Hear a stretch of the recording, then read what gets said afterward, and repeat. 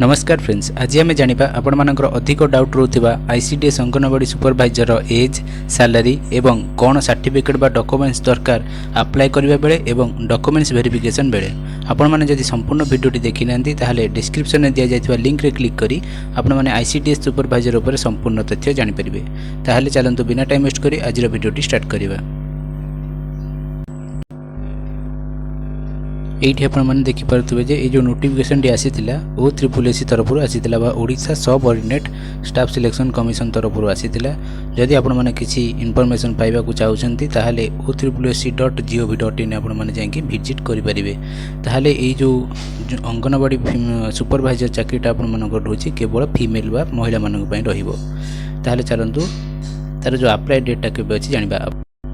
ताहले आपण मानकर अक्टोबर 2023 रो अप्लाई डेट आरंभ होइछिबो, नवेम्बर पर्यंत आपण मानकर रहिबो लास्ट डेट एवं आपण मानकर एग्जाम डिसेंबर मास सुद्धा होइछिबो। ताहले चलंतु देखिबा आपण मानकर कोन रहिबो सैलरी रहउछि आपण मानकर एठी आपण मानकर दरमाटी रहिबो 9300 रु रहिबो आपण मानकर 34800 पर्यंत। प्रथमे आपण को 9300 दिया जीवो, ता सहित आपण मानकू 4200 टंका ग्रेड पे दिया जीवो। टोटल मिसिक आपण मानकर होई जीवो 13500 टंका मासकू।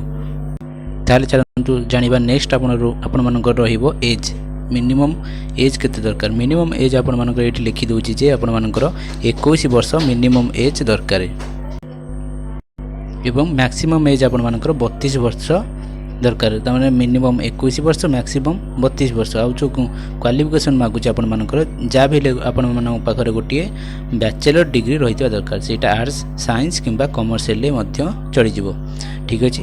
ताले एटा जो सुपरवाइजर कॉन्ट्रैक्चुअल गोटे कथा कहि नथिले एठी कहि दोछि जे सुपरवाइजर आपण मानकर कॉन्ट्रैक्चुअल लिखाइ छै, किंतु एटा आपण मानकर जेतेबेले एई वर्ष 2023 रे हबो हमर सरकारकर नुवा नियम अनुसार एथर आपण मानकर समस्त चाकरी कोन हो जाय छै ना परमानेंट हो जाय छै। ठीक अछि।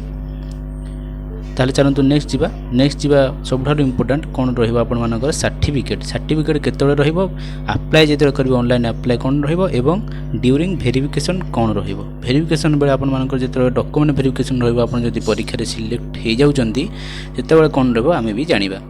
फर्स्ट जानिबा कोन अप्लाई बेले कोन दरकार। अप्लाई बेले आपण मानकर दरकार मु एठी लिखि देबा को चाहिबी जे आपण मानकर जेतिकी क्वालिफिकेशन अछि आपण मानकर बैचलर डिग्री पर्यंत सब गुड़िकर मार्कशीट बा ओरिजिनल दरकार स्कैन कॉपी आपण अपलोड करिवे। ठीक अछि। से गुडी कोन आपण मानकर हाई स्कूल सर्टिफिकेट, तापर रहिबो +2 सर्टिफिकेट, ता सहित बैचलर डिग्री सेटा कोन होइतिबा दरकार बीएससी किंबा बीए किंबा बीकॉम होइतिबा दरकार।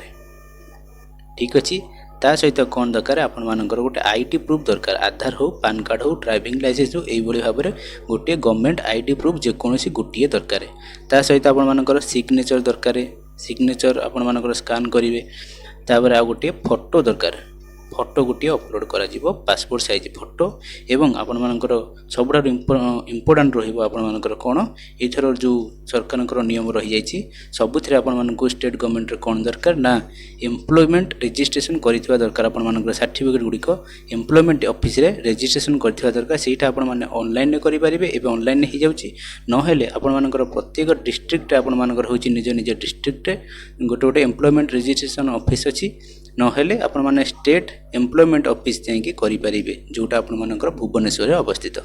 ताले चलंतु देखिबा आपण मानकर जेते चाकरी करि सारिबे सेते चाकरी करबा पूर्व माने एग्जाम रे जेते क्वालिफाई करि सारिबे सेते आपण मानकर डॉक्यूमेंट वेरिफिकेशन बेले कोन सब दरकार।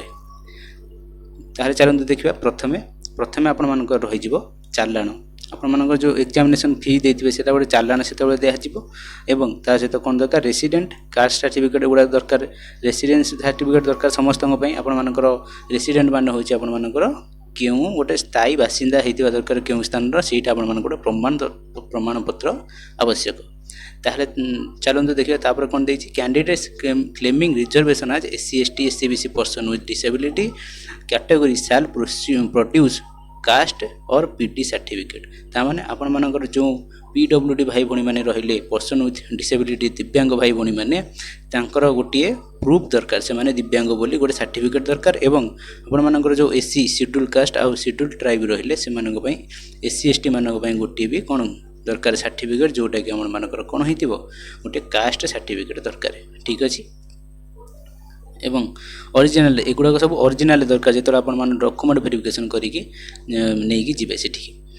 ତାପରେ ଆପଣମାନଙ୍କର ଦେଉଛି ସର୍ଭିଂ ଅଙ୍ଗନବାଡ଼ି ୱାର୍କର୍ସ ମଷ୍ଟ ପ୍ରଡ୍ୟୁସ୍ ଅପଲୋଡ଼ ସର୍ଭିସ୍ ସାର୍ଟିଫିକେଟ୍। ଯେଉଁମାନେ ଆଗରୁ ଅଙ୍ଗନବାଡ଼ି କାମ କରୁଛନ୍ତି ତାଙ୍କର ଗୋଟିଏ କ'ଣ ଦରକାର ସର୍ଭିସ୍ ସାର୍ଟିଫିକେଟ୍ ଦରକାର। ଆପଣମାନେ କାମ କରୁଛନ୍ତି ବୋଲି ଗୋଟିଏ ସାର୍ଟିଫିକେଟ୍ ଆପଣମାନଙ୍କର ଦରକାର। ତାପରେ ଦେଖିବା certificates and mark sheets of qualifying examination. ଆପଣମାନେ ଯେଉଁ କ୍ୱାଲିଫାଇ କରିଛନ୍ତି ଯେକୌଣସି ଏକ୍ଜାମିନେସନ୍ ଆପଣମାନଙ୍କର ହାଇସ୍କୁଲ ପାଖରୁ ଆରମ୍ଭ କରିକି ବ୍ୟାଚେଲର ଡିଗ୍ରୀ ପର୍ଯ୍ୟନ୍ତ ସବୁଗୁଡ଼ିକର ଆପଣମାନଙ୍କର କ'ଣ ଦରକାର ମାର୍କ ସିଟ୍ ଆପଣମାନଙ୍କର ଅରିଜିନାଲ୍ ଦରକାର। ତାପରେ ଦେଖିବା କ'ଣ ଦେଉଛି। ତାପରେ ଦେଉଛି ଯେ ଆପଣମାନଙ୍କର ରହିବ ଯେ କାଷ୍ଟ ରହିଲା, ରେସିଡେନ୍ସ ସାର୍ଟିଫିକେଟ୍ ରହିଲା, ଚାଲାଣ ରହିଲା, ଆଉ ଗୋଟେ ରହିଲା ଆପଣମାନଙ୍କର ସର୍ଭିସ୍ ସାର୍ଟିଫିକେଟ୍, କ୍ୱାଲିଫିକେସନ୍ ଯେତିକି କରିଛନ୍ତି ସେଗୁଡ଼ିକର ସାର୍ଟିଫିକେଟ୍ ଏବଂ ଆଉ ଗୋଟେ ରହିବ ଡିସଚାର୍ଜ ସାର୍ଟିଫିକେଟ୍। ଡିସଚାର୍ଜ ସାର୍ଟିଫିକେଟ୍ କାହାର ରହିବ ନା ଏଇଠି ଆପଣମାନଙ୍କର ଦେଇଛି ଯେ ଏକ୍ସ ସର୍ଭିସମ୍ୟାନ୍ ମାନଙ୍କ ପାଇଁ। ଏକ୍ସ ସର୍ଭିସମ୍ୟାନ୍ ମାନେ ଯେଉଁଠି ଆପଣମାନେ ସର୍ଭିସ୍ କରୁଥିଲେ ଆଗରୁ ସେ ତାଙ୍କର ଗୋଟେ ଡିସଚାର୍ଜ ସାର୍ଟିଫିକେଟ୍ ଆପଣମାନଙ୍କ ଦରକାର। ସେଠି ଚାକିରି ଛାଡ଼ିଛନ୍ତି ବୋଲି ସେଇଠି ଗୋଟେ ଆପଣମାନଙ୍କର ପ୍ରମାଣପତ୍ର ଆବଶ୍ୟକ। ତାପରେ ଦେଖିବା certificate of contractual work experience in any organisation government of Odisha if claimed. ଯଦି ଆପଣମାନେ ଓଡ଼ିଶା ଗଭର୍ଣ୍ଣମେଣ୍ଟ ଅଣ୍ଡରରେ କୌଣସି ଠାରେ ବି କଣ୍ଟ୍ରାକ୍ଚୁଆଲ୍ ୱାର୍କ କରିଥିବେ, ଯଦି କିଛି ଏକ୍ସପିରିଏନ୍ସ ଥିବ ତାହାର କିଛି ସାର୍ଟିଫିକେଟ୍ ମଧ୍ୟ ଦରକାର। ଯଦି କିଛି ଥିବ, ଯଦି ନାହିଁ ତ କିଛି କଥା ନାହିଁ। ତାପରେ ସ୍ପୋର୍ଟସ୍ ପର୍ସନ୍ ଯେଉଁ ସ୍ପେଶାଲ ରିଜର୍ଭେସନ୍ କାଟେଗୋରୀ ରହିଛି ସ୍ପୋର୍ଟସ୍ ପର୍ସନ୍ ମାନଙ୍କ ପାଇଁ ତାଙ୍କର ବି ଗୋଟେ ଆପଣମାନେ ସ୍ପୋର୍ଟସ୍ ପର୍ସନ୍ ବୋଲି ତାଙ୍କର ଗୋଟେ ସାର୍ଟିଫିକେଟ୍ ପୂର୍ବରୁ ଦରକାର।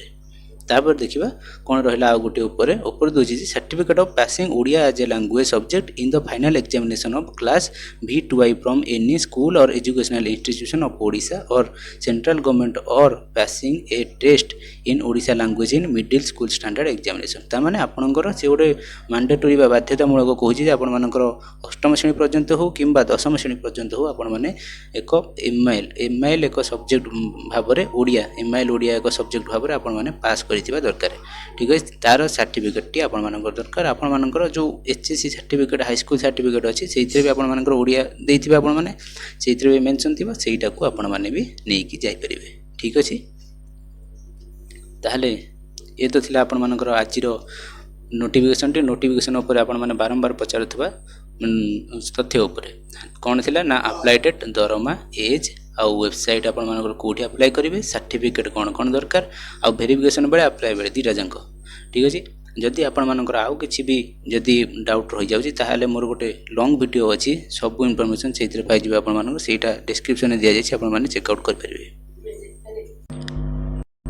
ଶେଷରେ ଯଦି ଆପଣମାନଙ୍କୁ এই ଭିଡ଼ିଓଟି ଭଲ ଲାଗିଛି ତାହେଲେ ଭିଡ଼ିଓଟିକୁ ଲାଇକ୍ କରିବା ସହ ଯଦି ଆପଣମାନେ ICDS ଅଙ୍ଗନବାଡ଼ି ସୁପରଭାଇଜର ଉପରେ ଯେକୌଣସି କ୍ଲାସ୍ ଦେଖିବା ପାଇଁ ଚାହୁଁଛନ୍ତି ତାହେଲେ ଏହି ଚ୍ୟାନେଲଟିକୁ ଆମର ସବସ୍କ୍ରାଇବ୍ କରିବାକୁ ଜମା ବି ଭୁଲିବେ ନାହିଁ। ତାହେଲେ ରହୁଛି ଆଜି ପାଇଁ ଏତିକି, ଭିଡ଼ିଓଟିକୁ ଆଜି ଏଇଠି ଏଣ୍ଡ କରିବା। ରହୁଛି, ନମସ୍କାର, ଜୟ ଜଗନ୍ନାଥ, ଜୟ ହିନ୍ଦ, ଜୟ ଭାରତ।